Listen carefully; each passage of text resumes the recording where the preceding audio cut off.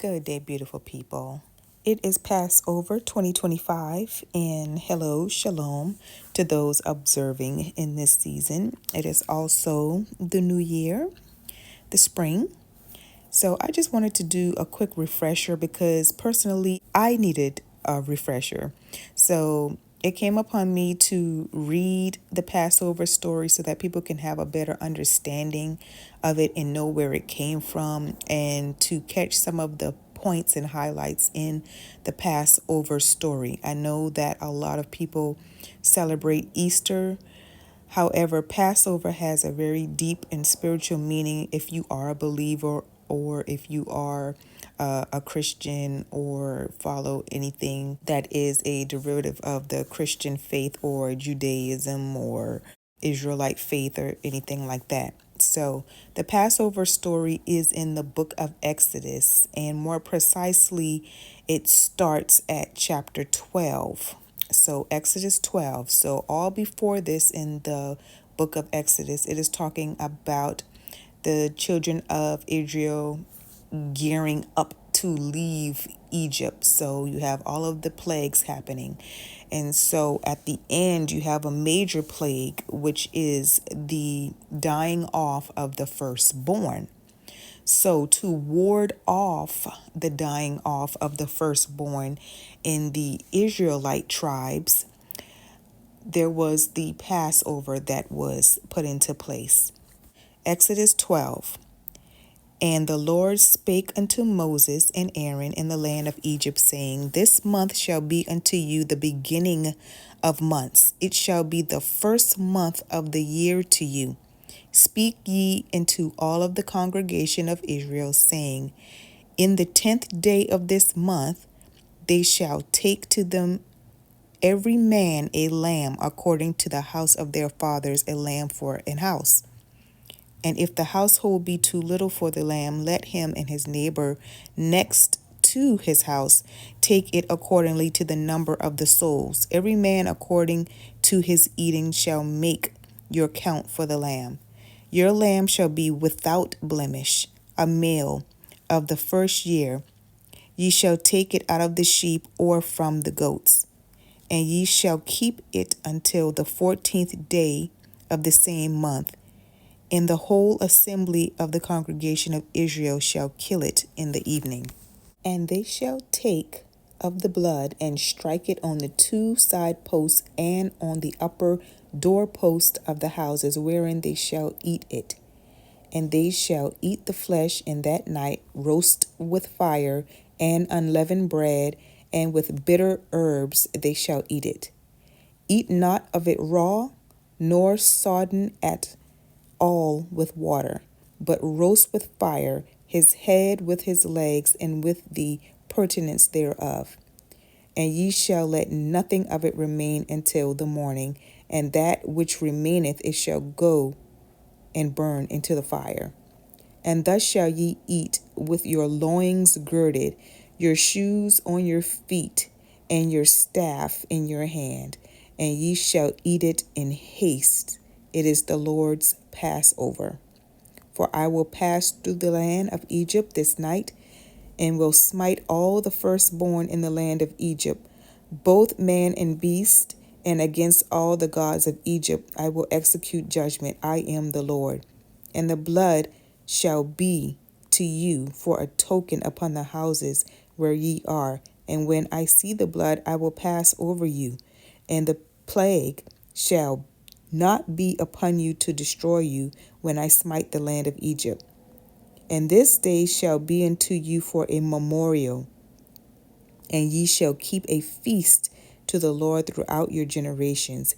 Ye shall keep it a feast by an ordinance forever. 7 days shall ye eat unleavened bread. Even the first day ye shall put away leaven out of your houses. And whoso eateth leavened bread from the first until the 7th day, that soul shall be cut off from Israel. And in the first day there shall be an holy convocation, and in the 7th day there shall be a holy convocation. To you no manner of work shall be done in that day, save that which every man must eat. that only may be done of you. And ye shall observe the feast of unleavened bread, for in this selfsame day have I brought your armies out of the land of Egypt. Therefore shall ye observe this day in your generations by an ordinance forever. In the first month, on the 14th day of the month at even, ye shall eat unleavened bread until the 21st day of the month at even.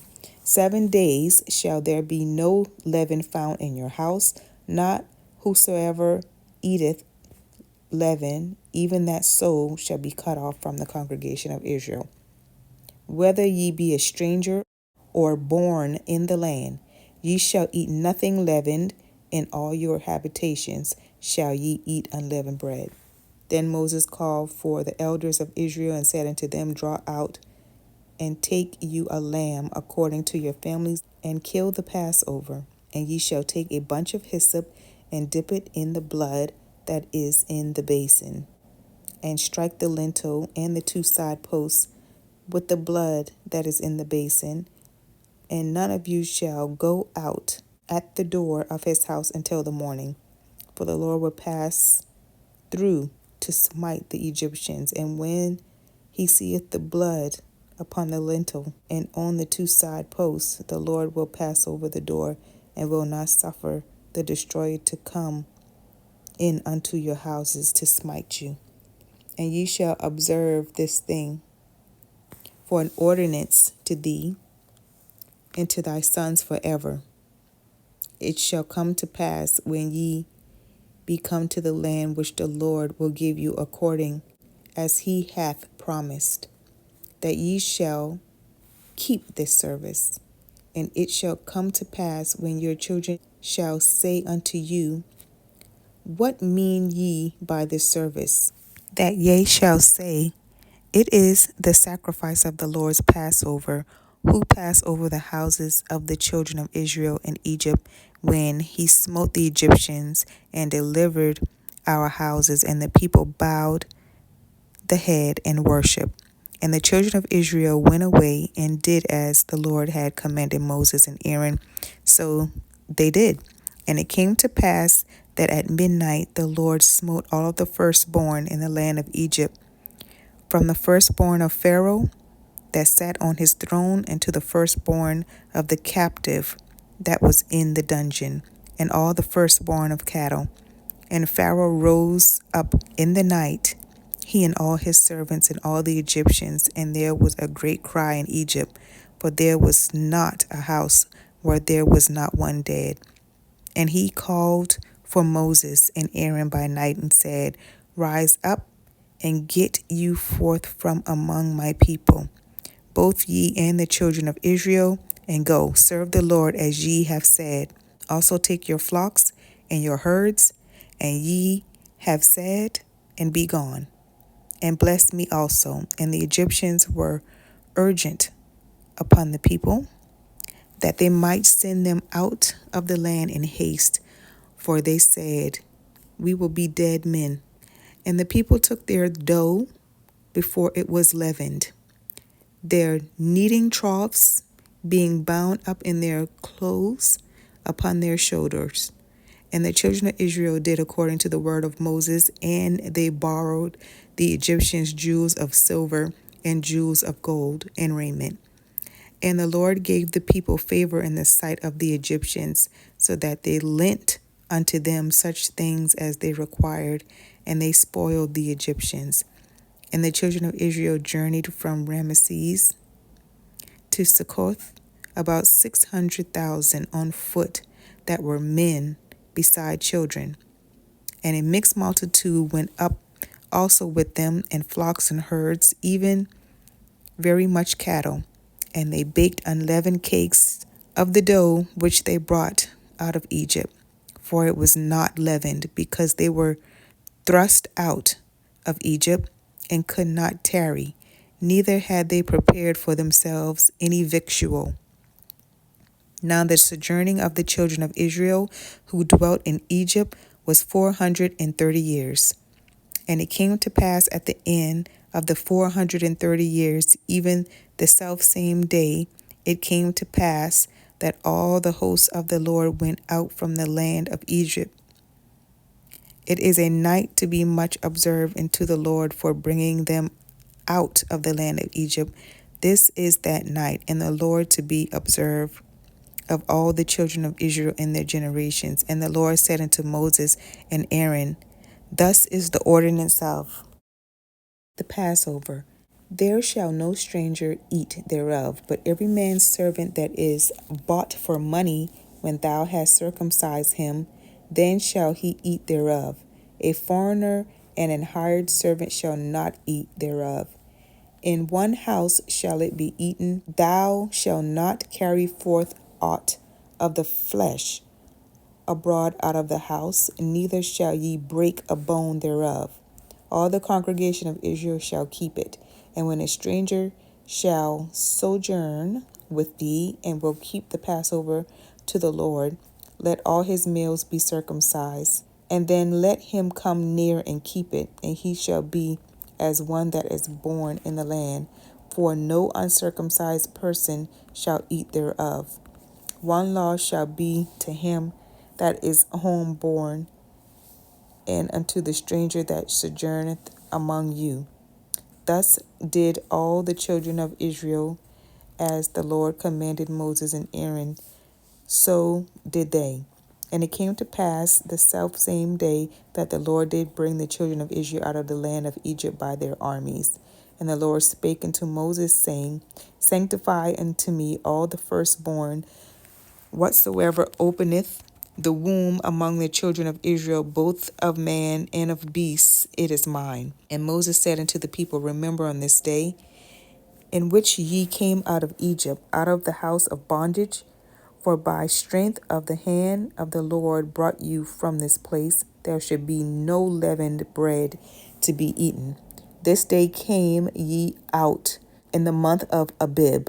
And it shall be, when the Lord shall bring thee into the land of the Canaanites, and the Hittites, and the Amorites, and the Hivites, and the Jebusites, which he sware unto thy fathers to give thee, a land flowing with milk and honey. And thou shalt keep this service in the month. 7 days thou shalt eat unleavened bread, and in the seventh day thou shalt feast unto the Lord. Unleavened bread shall be eaten 7 days, and there should be no leavened bread to be seen with thee, neither shall there be leaven seen with thee in all thy quarters. And thou shalt shew thy son in that day, saying, This is done because of which the Lord did unto me when I came forth out of Egypt. And it shall be for a sign unto thee upon thine hand, for a memorial between thine eyes, that the Lord saw, maybe in the mouth, for the strong hand hath the Lord brought thee out of Israel. Thou shalt therefore keep this ordinance with his season from year to year. And it shall be, when the Lord shall bring thee into the land of Canaanites, as he sware unto thee and to all thy fathers, and shall give it thee, that thou shalt set apart unto the Lord all that openeth the matrix, and every firstling that cometh out of the beast which thou hast, the male shall be the Lord's. And every firstling of an ass thou shalt redeem a lamb, and it thou wilt not redeem it. When thou shalt break his neck, and all of the firstborn of man among thy children shalt thou redeem. And it shall be, when thy son asketh thee in the time to come, saying, What is this? That thou shalt say unto him, By strength of the hand of the Lord brought us out of Egypt from the house of bondage. And it came to pass, when Pharaoh would hardly let us go, that the Lord slew all the firstborn in the land of Egypt, both the firstborn of man and the firstborn of beasts. Therefore I sacrifice to the Lord all that openeth the matrix, being males, but all the firstborn of my children I redeem. And it shall be for a token upon thine hand, and for thy frontlets between thine eyes. For thy strength of hand the Lord brought us out of Egypt. And it came to pass, when Pharaoh had let the people go, that God led them not through the way of the land of the Philistines, but although that was near. For God said, lest peradventure the people repent when they see war, and they return to Egypt.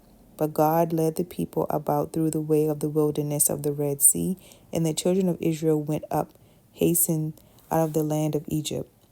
And Moses took the bones of Joseph with him, for he had straitly sworn the children of Israel, saying, God shall surely visit you, and ye shall carry up my bones away hence with you.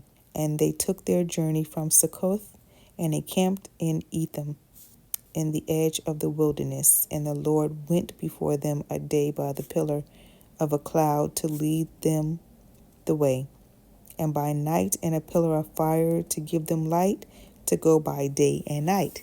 And he took not away the pillar of the cloud by day, nor the pillar of fire by night from before the people. A few points I just wanted to quickly reiterate was the fact that an unblemished male sheep or lamb was taken as a sacrifice. Also, uncircumcised males were not permitted to partake in the Passover. The Passover meal was eaten in haste, and this is partly the reason why the lamb was roasted in its entirety. It was eaten with unleavened bread and bitter herbs.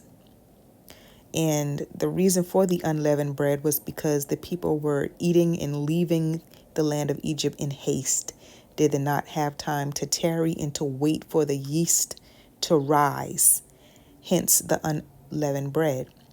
Now, it is also said that the unleavened bread represents sin, and so the yeast itself is representation of sin and how you should remove sin and remove yeast. And this is a time and observance of doing that because yeast has spores and it's very easy to travel, it's airborne, and it can get any and everywhere. And so it is to be removed from the house. Let me make this disclaimer. There are some that have the argument that because baking soda has a rising capacity to it, that it is considered a leavening agent and it should be removed as well.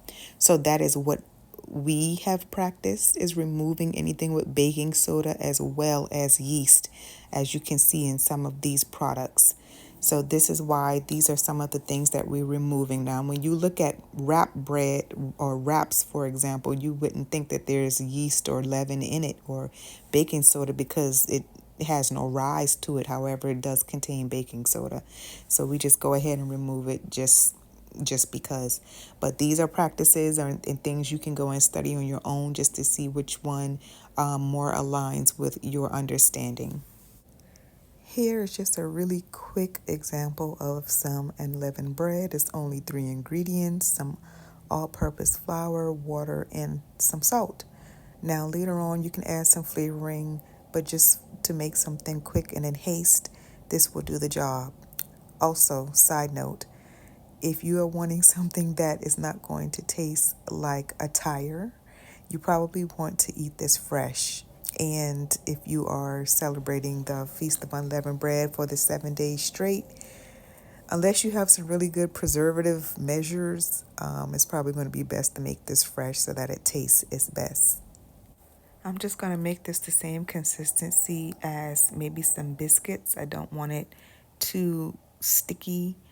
I just want it to be able to roll out and make some flattened patties so that I can fry them up.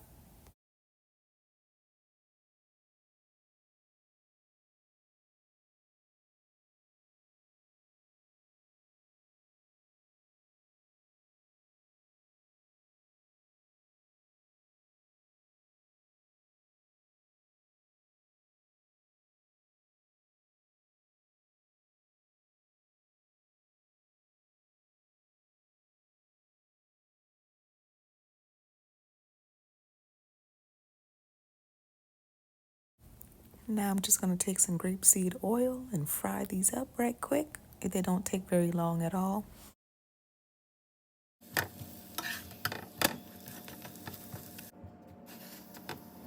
Since these are nice and fresh, I wanted to just spice this up a little bit. So I'm putting some cinnamon, some sugar, and a little bit of butter on these, and it was quite delicious. Another point is the Passover meal is eaten in haste. So the children of Israel were fully dressed and ready to go because they knew that once Pharaoh realized what had happened, they had to be ready to go and move when the Most High was telling them to move. So they were fully dressed, they had their shoes on, they had their staffs in their hands, and they were ready. So the Israelites were actually commanded to continue to keep the Passover because it says ye shall. And usually when it says ye shall, that means it's something you should continuously do in the generations and years to come. And it actually states that. So after the Passover meal, it states again that for 7 days, or the days of completion, which is the number 7, you shall eat unleavened bread. And ye shall put away leaven out of your houses. And this is why a lot of people think that it is the removal of sin. And another thing I wanted to add into this is spring cleaning. This is where the concept of spring cleaning most likely comes from. It's the removal of all leaven and sin, dust, anything that has built up that's not wanted, that's not needed, anything that's not being used. Because when it's time to move in haste and move on a whim, or just move when the Most High is telling you to move, you don't have time for any extra baggage. You don't have time for yeast to rise. You don't have time for meat to wait and boil or cook it any way that you want it to cook. It's time to get up and go. You don't have time to season your herbs, which is why they were commanded to eat bitter herbs as well. Next point I wanted to bring was the fact that Passover was or is celebrated in the month of Abib, which is the beginning of the year or the new year, and it stands for green air, and that's when the stalk or the grain is starting to ripen. The springtime is also when things start to grow, and this is why biblically the spring is the new year, not January in the dead of winter. The blood of the sacrificed lamb was placed on their door, symbolic of the sacrifice that they had already made. Therefore, death would pass over their door and they would not have to sacrifice their firstborn. Next point, the children of Israel were commanded to keep this feast and this service for years to come and generations to come. And it also said that their children would be asking them, what is this service? What is this you're doing? Why are you doing this? And it was so that they would be reminded and they would be taught of what had occurred years earlier with the Most High bringing the children of Israel out of Egypt, because the newer generations would never understand because they didn't actually experience it.